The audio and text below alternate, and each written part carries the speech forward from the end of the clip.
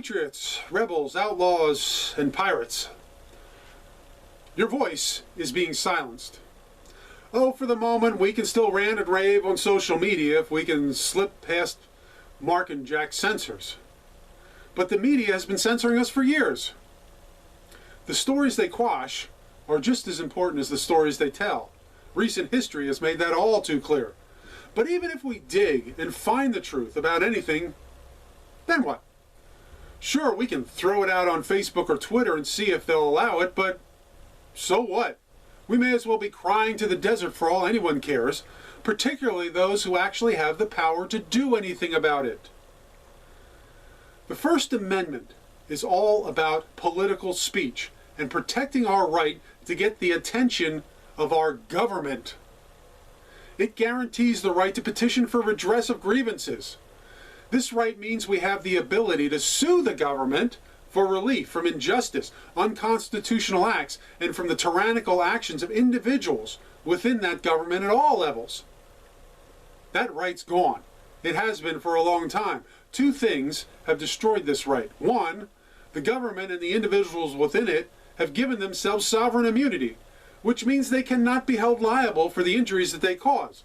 So if some bureaucrat makes a mistake and ruins your life or destroys your property, too bad. The second is that the system itself is skewed so far in their favor, it is laughable. It makes a mockery of justice. If you do find some small instance where sovereign immunity is not covered and try to sue, the government has basically unlimited resources at its disposal to defend itself. And the same is true if they decide to come after you. Ask Michael Flynn. They can just wear you down until you are bankrupt and can no longer continue to defend yourself. So we can't hold government accountable in the courts, but the First Amendment also guarantees our right to assemble. We can make our voices heard en masse. We can march and we can protest. Can we? Do they demand we ask permission to exercise this right? It used to be the government could just deny permits. This happened under the Obama administration and happens in local jurisdictions all the time. But now they have the pandemic to give them cover. No assemblies, it's too dangerous. No more than 10 people can gather anywhere, even in private homes. Do you see what this does? It isolates us, makes us feel alone, makes us think there are not thousands of others who join us in believing our government is tyrannical. We think everyone else is just giving up too. This is why the Tea Party marches and the Trump rallies were so important. But if we lose the ability to gather virtually due to social media censors, and we can't gather physically, we lose the ability to effectively push back against the despots.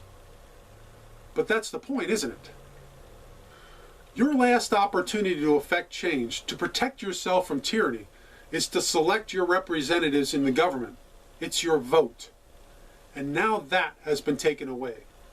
Oh, we can still go to the polls, but our vote, when it's actually important, will be canceled. As Uncle Joe Stalin said, it doesn't matter who votes, it only matters who counts the votes.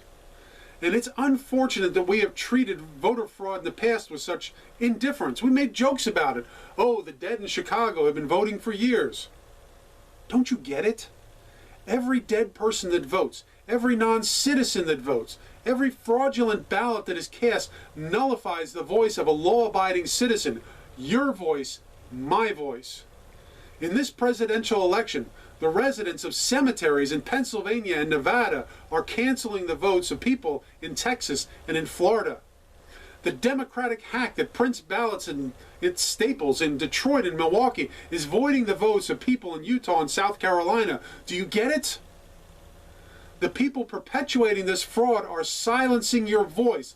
The last meaningful, peaceful option we have of getting the attention of our government. We are supposed to live in a representative democratic republic.